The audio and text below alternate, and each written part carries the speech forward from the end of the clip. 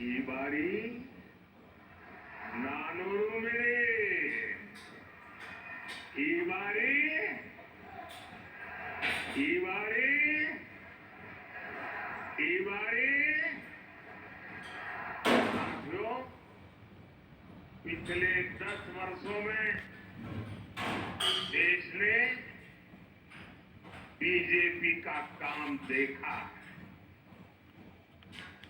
BJP की सबसे बड़ी प्राथमिकताएं हैं विकास, गरीब कल्याण और सामर्थ्यवान भारत।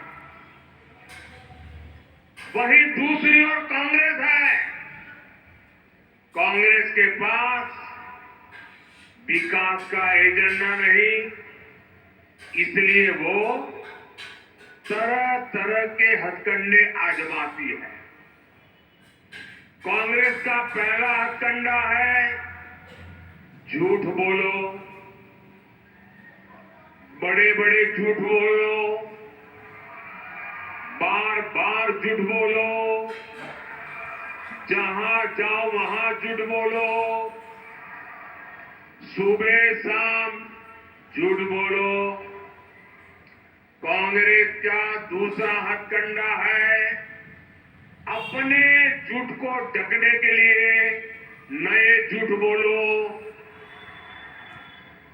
कांग्रेस का तीसरा हथकंडा है जब पकड़े जाओ तो अपनी करतूतों का ठीकरा दूसरों के सर पर फोड़ दो।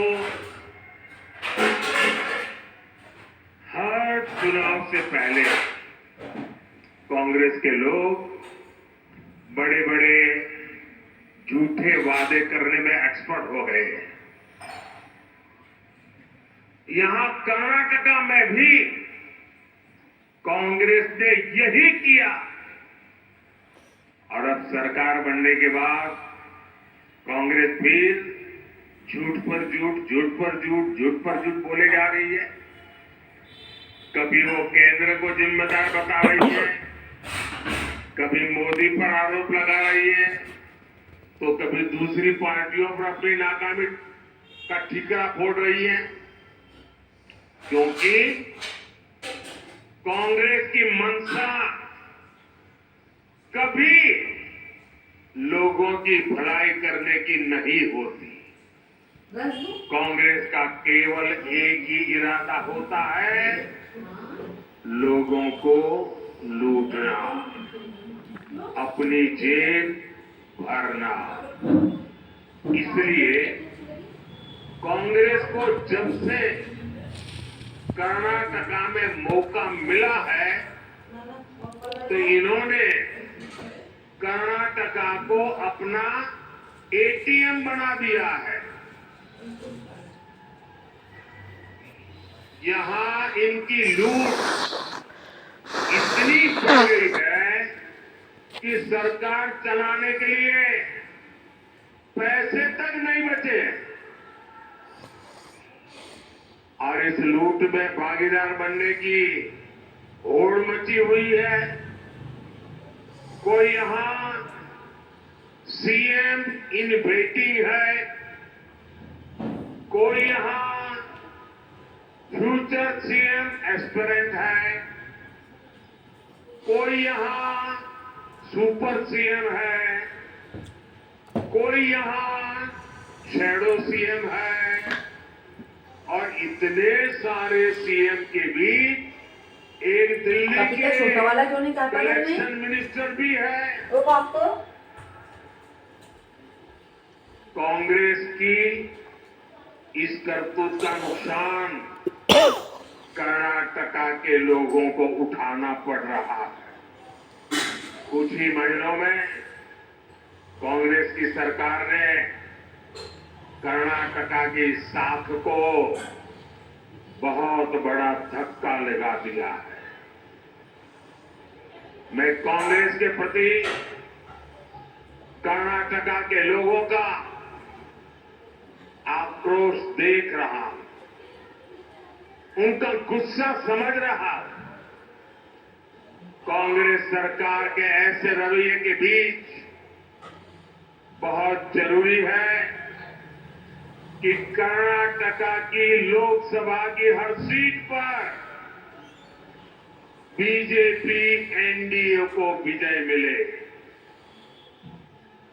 बीजेपी एनडीए के सांसद कर्नाटका के लोगों की सेवा के लिए काम करेंगे, यहां केंद्र की योजनाओं को अच्छी तरह से लागू करने में मदद करेंगे। साथियों, कल मुंबई में शिवाजी मैदान में इंडी अलायंस की तरफ से एक खुला ऐलान किया गया है और हमारे वहां टीम आई थी। तो आप देख रहे थे कर्नाटक के शिवमोगा से प्रधानमंत्री नरेंद्र मोदी सीधे कांग्रेस पर हमलावर थे और उन्होंने भ्रष्टाचार के खुले आरोप लगाए कांग्रेस के ऊपर। फिलहाल जब हम प्रचार की बात करते हैं तो हमने अपनी खबर में बताया कि किस तरह से दोनों ही पक्ष खुलकर चुनाव प्रचार में जुटे हुए हैं। कल मुंबई में जो इंडिया अलायंस की एक बड़ी बैठक नहीं बल्कि एक रैली कही जाए, वहां पर राहुल गांधी समेत सारे लोग मौजूद थे और उसके बाद जो कुछ वहां कहा गया उस पर बीजेपी की तरफ से और प्रधानमंत्री की तरफ से पलटवार भी हुआ। हमारे साथ इस पूरी खबर पर बातचीत करने के लिए शिशिर मुंबई से और शैलेंद्र मिश्रा दिल्ली से जुड़े हुए हैं। शिशिर, आपके पास आते हैं। आपने अभी प्रधानमंत्री को सुना और वो फिर एक बार उन्होंने कल मुंबई की रैली का जिक्र किया, जिस तरह से शक्ति की बात आई कि हिंदू धर्म में एक शक्ति है और उससे हम लड़ेंगे और इसके खिलाफ जिस तरह से बीजेपी हमलावर हुई है, किस तरह से देखते हैं ये परवान चढ़ेगा चुनाव का प्रचार? मुंबई अब उसकी एक जिसको कहते हैं सेंटर पॉइंट होता जा रहा है। बिल्कुल, देखिए हालांकि कल जैसे ही चुनावी कार्यक्रम का ऐलान हुआ तो यहाँ पर हम देख पा रहे हैं कि जो विपक्षी दल है वो सब एक साथ यहाँ पर आए और भारत जोड़ो न्याय यात्रा का वो अंतिम चरण था जिसमें मंच पर सभी जो विपक्ष नेता दिखे गए। लेकिन राहुल गांधी द्वारा दिए गए जो भाषण है उस पर इस वक्त अगर देखा जाए महाराष्ट्र में काफी गर्मा गर्मी हो रही है। खासतौर पर जो एनडीए के लीडर्स है उनकी तरफ से अगर बात करें तो उन्होंने जिस प्रकार से भाषा का उपयोग किया, शक्ति शब्द का उपयोग किया। हालांकि इसके ऊपर अगर देखा जाए तो महाराष्ट्र के जो मंत्री है उन्होंने भी इस पर जो है टिप्पणियां की। उन्होंने कहा कि जिस प्रकार की टिप्पणियां राहुल गांधी करते हैं ऐसे में सिर्फ कांग्रेस नहीं बल्कि कांग्रेस के नेताओं को भी उनको संभालने की जरूरत पड़ती है और इसी का नतीजा ये रहा कि कल उनके भाषण के बाद जो टिप्पणी राहुल गांधी ने की थी उस पर जो है जवाब जो है कांग्रेस अध्यक्ष को देना पड़ा। हालांकि ये बीजेपी के नेताओं का कहना है। तो ऐसे में अब हम कह सकते हैं कि पॉलिटिकल रैली के जरिए हालांकि इन सभी चीजों की शुरुआत हो चुकी है, लेकिन महाराष्ट्र में इस रैली के बाद अब माहौल और गर्माता जा रहा है। दूसरी महत्वपूर्ण बात यह भी है कि सीटों का बंटवारा हालांकि इस पर कुछ स्पष्टता आनी बाकी है, खासतौर पर महाविकास आघाड़ी के खेमे से।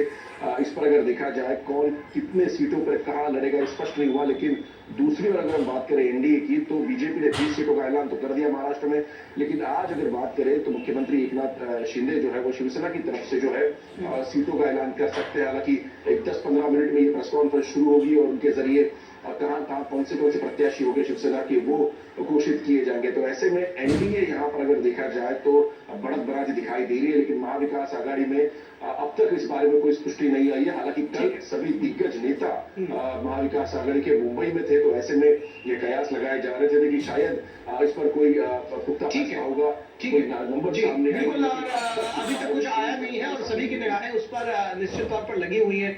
दिल्ली से जुड़े हुए हैं, दिल्ली की सियासत की बात कर ले शैलेंद्र, आपसे समझने की कोशिश करेंगे। अभी तो सीईसी पर सबकी निगाहें हैं, बीजेपी की अगली लिस्ट और कांग्रेस क्या कुछ जानने जा रही है, सीडब्ल्यूसी पर भी निगाहें हैं, क्या कुछ बताएंगे, क्या जानकारी देंगे आप? देखिए, जब से लोकसभा चुनाव की तारीखों का ऐलान हुआ है जो राजनीतिक दल है वो इस कोशिश में है कि ज्यादा से ज्यादा उम्मीदवारों के नामों का ऐलान कर दे। बीजेपी की कोर ग्रुप की आज बैठक है और 5 राज्य उत्तर प्रदेश, बिहार, महाराष्ट्र की बात कर ले, साथ ही साथ उड़ीसा, पश्चिम बंगाल, राजस्थान, इन राज्यों में जो बची हुई सीटें हैं या बिहार से राज्य कोई ऐलान बीजेपी ने नहीं किया है उन पर मंथन होगा कोर ग्रुप के नेताओं के साथ और अलग अलग राज्यों के जो नेता हैं उनके साथ अलग से बैठकों का दौर चलेगा शाम को। तो इसमें कोशिश ये होगी कि जब केंद्रीय चुनाव समिति बीजेपी की बैठक होगी तो संभवतः परसों हो सकती है उसमें उसके बाद कम से कम 150 से उससे ज्यादा उम्मीदवारों के नाम का ऐलान कर दिया जाएगा।